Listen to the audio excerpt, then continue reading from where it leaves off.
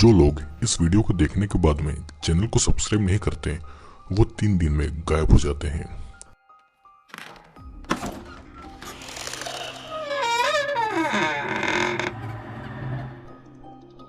Hello दोस्तों, I hope आप सभी लोग ठीक होंगे। तो आज मैं आपके लिए लेकर आया हूँ एक रियल इंसिडेंट पर बेस्ड मूवी जिसका नाम है ईडन। ये एक रियल इंसिडेंट पर बेस्ड मूवी है। तो आप अगर चैनल पर नए हैं और चैनल को सब्सक्राइब नहीं किया है तो अभी चैनल को सब्सक्राइब करके बेल नोटिफिकेशन ऑल कर लीजिए।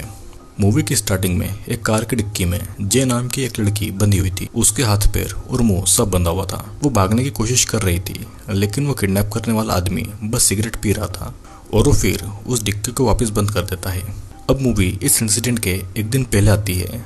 ये बात 1994 की है, जहाँ पर जे नाम की एक टीनेज लड़की थी जो अपने फैमिली के रेस्टोरेंट पर काम करती थी और वो चोरी छुपे अपनी फ्रेंड एबी के साथ में सिगरेट पिया करती थी। यह एबी उसे शाम को अब बार में चलने को कहती है और उसके पास बार में जाने के लिए एक फेक आईडी कार्ड भी था क्योंकि जे अभी भी 18 साल की नहीं हुई थी। जे के पिता को पता था कि वो सिगरेट पीती है लेकिन वो उसकी मॉम को नहीं बताते और ये उन दोनों के बीच एक स्वीट सा रिलेशन शो करता है। फिर उसके पिताजी उसे एक रिंग देते हैं जो कि उनकी पुरखों की निशानी थी। अब रात को एबी और जे अपनी फेक आईडी से बार में जाते हैं क्योंकि जे 18 साल की नहीं हुई थी और ये सब उसके लिए एक नया एक्सपीरियंस था। वहाँ पर दोनों शॉट्स लेते हैं एंड देन एबी की नज़र एक चार्मिंग लड़के पर पड़ती है जो कि फायर फाइटर की ड्रेस पहने हुए था और वो उसके लिए ड्रिंक ऑफर करता है। जिसके बाद दोनों में बातचीत होती है और एबी दोनों को बात करने के लिए अकेला छोड़ जाती है। फिर अब ये लड़का जे को घर तक छोड़ने के लिए राइड ऑफर कर रहा था।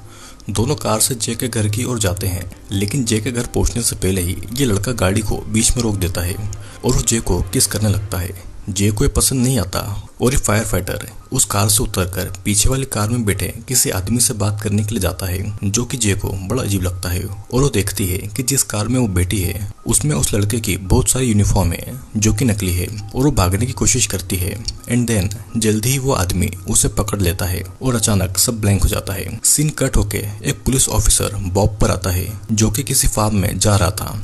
वहाँ पर 2 ऑफिसर पहले ही थे और उन्हें एक लड़की की डेड बॉडी मिली थी। उस लड़की के पैर में एक ट्रैकर भी था और पुलिस इन्वेस्टिगेशन आगे नहीं बढ़ पाए इसलिए बॉब वहाँ मौजूद दोनों को मार डालता है। सीन फिर से जे पर आता है जो कि अब एक ट्रक में बैठी हुई थी और वहाँ पर और भी कई सारी लड़कियां थीं। उसे नहीं पता था कि उसके साथ क्या होने वाला है। ट्रक एक जगह आकर रुकता है जहाँ एक आदमी उसे खींचकर बाहर निकलता है। वो अब एक ऑपरेशन थिएटर में थी जहाँ पर एक बूढ़ी नर्स आती है जो कि जे को एक इंजेक्शन लगाती है और जे बस डर के मारे चिल्ला रही थी।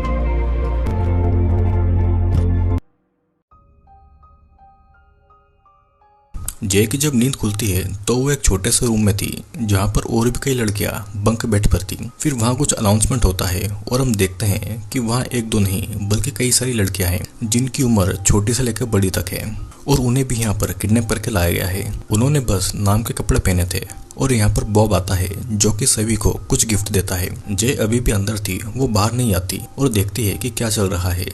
बॉब सभी को एक बिल्ली का बच्चा देता है। जे अभी भी बाहर नहीं आती और बॉब उसे कुछ दिन देता है इस माहौल में ढलने के लिए। अब अगले दिन जे बाकी लड़कियों के साथ बाथरूम में थी। वो नहाने जाती है जिसके बाद एक नर्स सभी लड़कियों को चेक कर रही थी और फिर उन्हें कुछ ड्रग दिया जाता है। सभी अपना लंच करती है और सभी लड़कियां अपनी अपनी कैट से खेल रही थी क्योंकि उनकी लाइफ में बस अब एक यही खुशी थी। कुछ दिन बीतते हैं और एक दिन वोग नाम का आदमी कुछ लड़कियों को सिलेक्ट करके कहीं ले जाता है और उनमें जे को भी सिलेक्ट किया जाता है। उसे एक वैन में डाल के एक अननोन प्लेस पर ले जाया जा रहा था। उसे लेदर की ड्रेस पहनाकर उसे फिर एक प्लेस पर लाया गया था और कैमरा के सामने बांध देते हैं। जे के साथ जो भी हो रहा था वो उसके लिए बहुत घिनौना था और उसे जबरदस्ती ये करना पड़ रहा था। उसे रिकॉर्ड किया जा रहा था और तो और उसे अपने क्लाइंट्स को सर्विस भी देना थी जो कि उसने कभी सोचा भी नहीं था। और इसी रात को जे अपनी रूममेट प्रिंसिला के सामने फुट फुट कर रोने लगती है। अब कुछ दिनों के बाद वाग उसे अकेले ही अपनी जॉब के लिए ले जा रहा था और उसके क्लाइंट ने जे को स्कूल गर्ल के कपड़ों में बुलाया था। उसके क्लाइंट का नाम जॉन था। वो शादीशुदा था और उसकी बच्ची भी जे की उम्र की ही थी। जे को जॉन के पास अकेला छोड़ के वाग बाथरूम में जाकर ड्रग्स ले रहा था। तभी उसे वहां पर चिल्लाने की आवाज आती है। वो देखता है कि जॉन जमीन पर पड़ा है और जे उसे चोट पहुंचाकर भाग गई थी। जे ने जॉन के प्राइवेट पार्ट को काट लिया था और उसका मुंह पूरा खून से लाल हो रहा था। उसके कपड़े पूरे खुले हुए थे और वो भाग रही थी लेकिन वॉग उसे पकड़ लेता है। वो एक घर में घुस गई थी जहाँ पर दो लेडी कॉफी एंजॉय कर रही थी और वो कहता है कि वो एक पुलिस ऑफिसर है जो कि ड्रग एडिक्ट जे को पकड़ने के लिए आया है। वो उसे वापस लाकर जे को पनिशमेंट दी जाती है जिसमें उसे बांधकर एक बर्फ से भरे हुए टब में डाल देते हैं और पूरी रात के लिए उसे ऐसे ही छोड़ देते हैं। फिर बॉब वॉन को उसकी इस हरकत के लिए इंसल्ट करता है और एक थप्पड़ मार देता है। अब हम देखते हैं कि एक साल बीतता जाता है। जे भी अपने परिवार को भूलकर अपनी इस नई जिंदगी को एक्सेप्ट कर लेती है और अब उसका नाम जे से ईडन हो गया था। उसे लगातार इंजेक्शन दिए जा रहे थे। वहाँ पर उसकी प्रिंसिला बेस्ट फ्रेंड बन गई थी और हम देखते हैं कि यहाँ पर लाना नाम की एक खूबसूरत लड़की थी जिसके हाथ में जे की रिंग थी जो कि उसके फादर ने उसे दी थी। जे प्रिंसिला को बताती है कि वो अभी 19 साल की है और प्रिंसिला का कहना था कि वो कैसे यहाँ पर बच गई है क्योंकि इतनी कम उम्र की लड़कियों को यहाँ से गायब कर दिया जाता है। फिर तभी वहाँ से एक आदमी आता है और प्रिंसिला को घसीट कर ले जाता है। शाम के समय देखते हैं कि जे यानी कि एडन को फिर से अपने क्लाइंट्स को फिर से सेटिस्फाई करने के लिए भेजा जाता है, लेकिन इस बार ये पार्टी बहुत बड़ी थी। जे की ड्रेस भी अलग थी और वो एक चाइनीज लड़की बनकर गई हुई थी और हम देखते हैं कि जे अब एक साल में इस काम को करने में परफेक्ट हो गई थी। अब वापस लौटते समय ईडन वैन में अपने हील्स को तोड़ के छुपा लेती है। ईडन जब रूम में आती है तो वो देखती है कि प्रिंसिला कहीं नहीं दिख रही थी, शायद उसे भी मारकर फेंक दिया गया होगा। ईडन रात को अपनी छुपाई हुई सैंडल निकालकर लाना पर अटैक कर देती है और उससे अपने डेड की दी हुई रिंग वापस ले लेती है। वहाँ पर गार्ड्स आते हैं और उन्हें छुड़ाते हैं। फिर वॉन ईडन को खींचकर दूसरे कमरे में ले जाता है और वो ईडन से इम्प्रेस हो गया था। वो उसे पनिशमेंट के रूप में ईडन को अपनी रिंग निकलने के लिए बोलता है और ठीक ईडन को मजबूरी में ऐसा करना पड़ता है। वॉक को लग रहा था कि ईडन अपनी एज से ज़्यादा स्ट्रॉन्ग है और ईडन उसकी सिंपैथी के लिए रोने लगती है और कहती है कि बाकी की लड़कियां वॉक के पीठ पीछे उसे कुछ भी बोलती है कि वो बस यहाँ का एक नौकर है। ईडन उसे फंसाना चाह रही थी लेकिन वो नहीं फंसता। अब कुछ दिनों के बाद ईडन को बाकी लड़कियों के साथ एक पार्टी में ले जाया जाता है जहाँ पर उन्हें सर्विस देना थी। पार्टी खत्म होने के बाद वॉन होस्ट से पेमेंट मांगता है और वो होस्ट उसे कुछ पैसे काटने को कहता है। दोनों में कहा सुनी होती है और वॉग अपने गन से उसे डराकर बाकी का पेमेंट ले लेता है। रात के समय ईडन टॉयलेट जाती है जहाँ से वो अपनी रिंग को निकालती है जो कि वॉग के कहने पर उसने निकल ली थी, जिसे धोकर वो वापस पहन लेती है क्योंकि इसी से उसे अपनी पुरानी लाइफ और पेरेंट के बारे में पता था। धीरे धीरे ईडन के लिए सब कुछ बदल रहा था। वॉग उसे क्लाइंट के पास न भेजकर खुद अपने घर ले जाता था जहाँ पर वो उससे सफाई करवाता है। उसे वॉन के बचपन की फोटो मिलती है और साथ में वो आदमी भी था जिसने ईडन यानी कि जे को फंसाया था। जहाँ पर सभी गर्ल्स को रखा गया था वो एक बड़ा सा वेयर हाउस था और वहाँ पर उनसे प्रोस्टिट्यूशन का काम करवाया जाता था। लाना को कस्टमर के कॉल्स अटेंड करने की जॉब मिली थी, लेकिन वॉग अब ईडन को वो काम दे देता है जिससे कि लाना गुस्सा होती है और सब समझ रहे थे कि वॉग ईडन के करीब आ रहा है। ईडन अपना काम बहुत अच्छे से करती है ताकि वो उसका विश्वास जीत सके। और इधर हम देखते हैं कि बॉब एक सेमिनार में है और वो ह्यूमन ट्रैफिकिंग और ड्रग के ऊपर स्पीच दे रहा है, जिसके बाद में एक ऑफिसर उसे मिलता है जो कि ह्यूमन ट्रैफिकिंग पर ही काम कर रहा था। वो बॉब से उस केस के बारे में पूछता है जब तो पुलिस ऑफिसर को मार दिया गया था, जो कि असल में बॉब ने किया था। और वहाँ पर मिली उस लड़के के पैर में ट्रैकर था जिससे कि असली गुनाहगार तक पहुँचा जा सकता था। और ये सब सुनने के बाद में बॉब को समझ आ गया था कि अब उसके लिए मुश्किल और बढ़ने वाली है।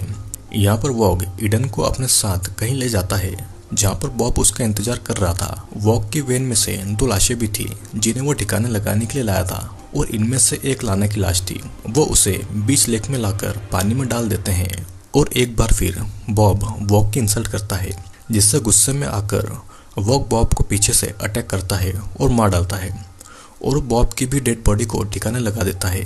अब कुछ दिन के बाद वॉग ईडन को एक अनजाने घर ले जाता है जहाँ के लोगों को पता था कि उन्होंने बॉब के साथ क्या किया है। ईडन को अब वॉशरूम जाना था और वो अंदर जाकर देखती है कि उस घर में एक छोटा सा ऑपरेशन थिएटर था। ईडन को वहाँ पर एक रूम का दरवाजा भी खुला हुआ दिखता है जिसके अंदर प्रिंसिला थी और वो प्रेग्नेंट थी।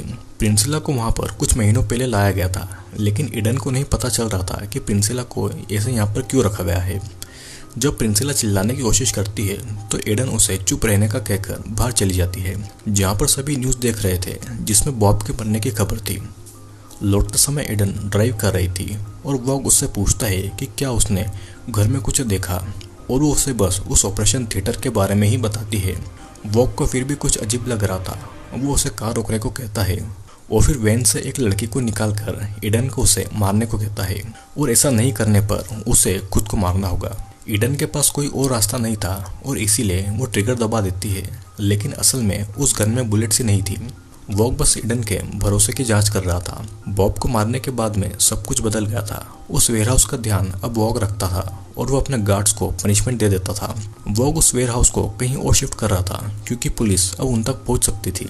इधर ईडन नर्स के पास जाती है जो कि उसे एक स्टोरेज हाउस पर ले जाती है जहाँ पर लड़कियों के पुराने सामान थे। फिर सभी गर्ल्स को ट्रक में भर के कहीं ले जाया जा रहा था, लेकिन इस ट्रक में ईडन नहीं थी। वो कहता है कि ईडन बहुत लकी है क्योंकि वो उन लड़कियों के साथ नहीं जा रही है बल्कि वो वॉग के साथ है। वॉग ट्रक से ये सेलिब्रेट करना चाहता था, लेकिन पहले वो बाथरूम जाता है और यही मौका था ईडन का कुछ कर देने का। वॉग जब बाथरूम में था तो ईडन किचन से कीड़े मारने का स्प्रे लाकर उसे वॉग के ड्रग वाले पाइप में स्प्रे कर देती है और उसे पीने के बाद में वॉग बेहोश हो गया था। फिर ईडन अपने पैर का ट्रैकर काटती है और वॉग का केस लेकर वहाँ से कुछ इंजेक्शन को ले लेती है और वॉग की गाड़ी लेकर वो वहाँ से भाग जाती है। लेकिन वो अपने घर नहीं जाती, वो पहले उस घर जाती है जहाँ पर प्रेग्नेंट प्रिंसिला को कैद किया हुआ था और जिस आदमी ने प्रिंसिला को कैद किया था वो उस आदमी को पैसे के बदले उसे छोड़ देने के लिए बोलती है, लेकिन वो आदमी नहीं मानता और इसीलिए ईडन उसे वो इंजेक्शन देकर मार डालती है।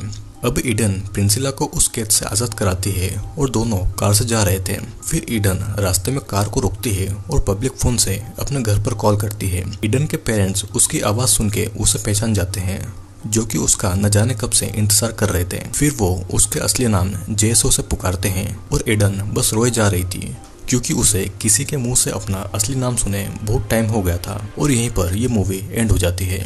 दोस्तों असल में ये मूवी चोंग किम की लाइफ पर बेस्ड है जो कि असली जे है। किम साउथ कोरिया में पैदा हुई थी और उसे यूएसए से किडनैप कर लिया गया था। चोंग किम आज एक एक्टिविस्ट है और ह्यूमन ट्रैफिकिंग के अगेंस्ट काम करती है। दोस्तों किम तो बच गई थी, लेकिन बाकी लड़कियों के साथ में क्या हुआ होगा सोचने वाली बात है और ये इंडिया और बाकी देशों में भी रोज होता है। दोस्तों I hope you like the video अच्छा लगा हो तो लाइक शेयर और सब्सक्राइब करना ना भूलिएगा क्योंकि मैं फिर आऊँगा एक और वीडियो को लेकर।